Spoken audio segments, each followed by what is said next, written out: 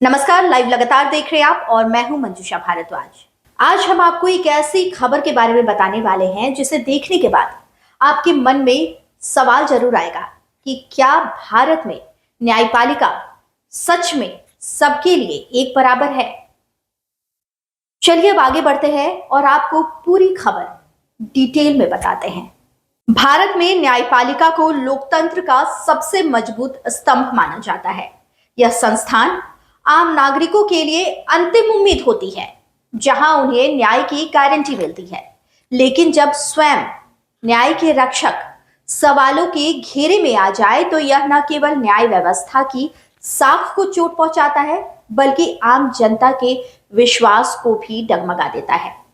हाल ही में एक ऐसी घटना सामने आई जिसने न्यायपालिका की पारदर्शिता और निष्पक्षता पर गंभीर सवाल खड़े कर दिए हैं। यह मामला दिल्ली हाई कोर्ट के वरिष्ठ जज जस्टिस यशवंत वर्मा से जुड़ा है, जिनके सरकारी बंगले में हाल ही में आग लगने की खबर आई थी।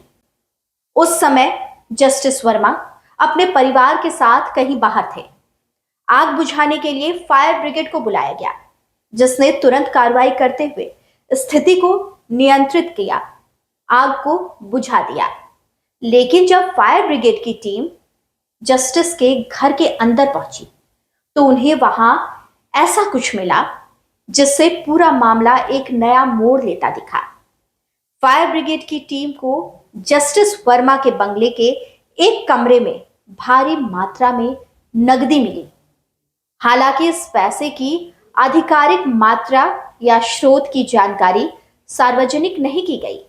सवाल यह उठता है कि अगर इतनी बड़ी रकम किसी आम नागरिक, व्यापारी, व्यवसायी या सरकारी अधिकारी के घर से बरामद होती तो क्या केवल ट्रांसफर ही पर्याप्त कार्रवाई होती? क्या ऐसे मामलों में गिरफ्तारियां नहीं होती? क्या प्रवर्तन निदेशालय, ईडी और केंद्रीय अन्वेषण ब्यूरो, सीबीआई तुरंत हरकत में नहीं आ जाते? लेकिन इस मामले में ऐसा कुछ नहीं हुआ। इस घटना की जानकारी गृह मंत्रालय तक पहुंची और फिर इसे सुप्रीम कोर्ट के कॉलेजियम को भेजा गया। कॉलेजियम, जिसमें भारत के मुख्य न्यायाधीश समेत 5 वरिष्ठ जज शामिल हैं, उन्होंने इस मामले पर चिंता जताई और जस्टिस यशवंत वर्मा का ट्रांसफर दिल्ली हाई कोर्ट से वापस इलाहाबाद हाई कोर्ट में कर दिया। सवाल यह है कि क्या सिर्फ ट्रांसफर से यह मामला खत्म हो सकता है? अब ऐसे में और भी कई सवाल उठते हैं। क्या कानून सबके लिए समान है? क्या कानून सबके लिए? अब ऐसे में और भी सवाल मन में उठते हैं। कानून सबके लिए समान क्यों नहीं है? भारत में यदि किसी मंत्री, मुख्यमंत्री या प्रधानमंत्री पर भी भ्रष्टाचार के आरोप लगते हैं तो अदालतें उनके खिलाफ फैसले सुनाती हैं। लेकिन जब खुद न्यायपालिका के किसी सदस्य पर इस तरह के गंभीर आरोप लगते हैं तो कार्रवाई की प्रक्रिया अलग हो जाती है। आमतौर पर न्यायपालिका में किसी भी जज के खिलाफ शिकायत की जांच सुप्रीम कोर्ट के कॉलेजियम द्वारा ही किया जाता है और यह प्रक्रिया काफी हद तक गोपनीय रहती है।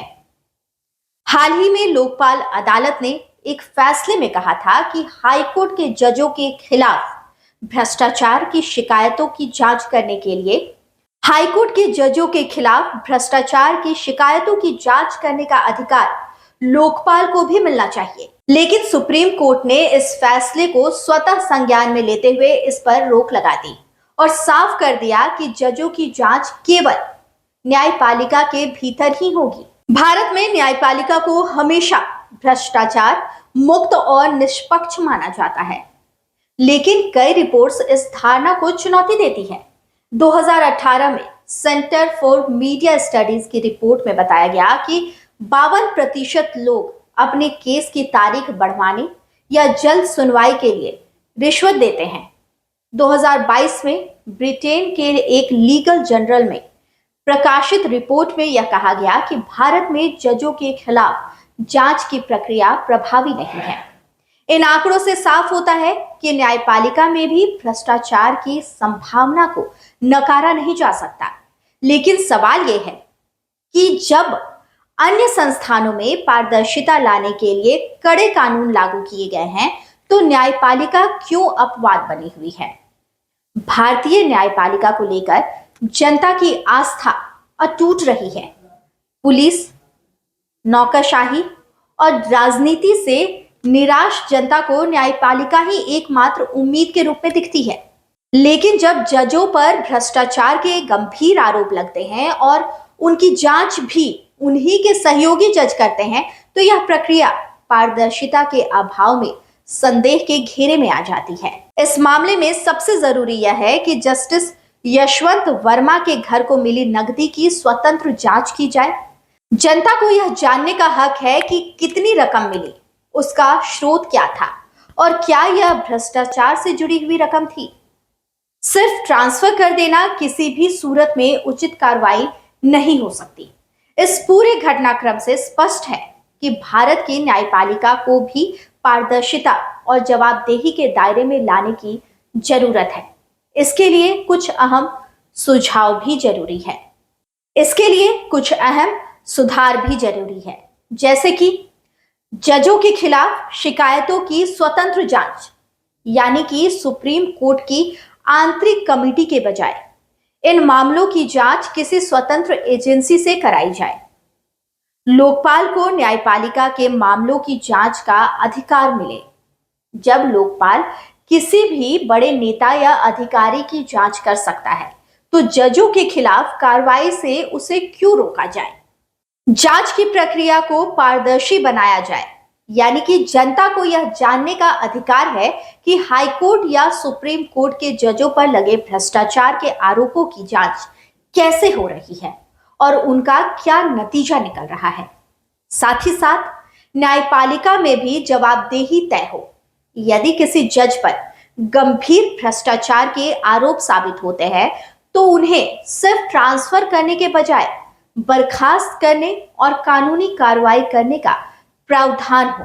इस घटना ने भारतीय न्यायपालिका की निष्पक्षता और पारदर्शिता पर एक बड़ा सवालिया निशान लगा दिया है।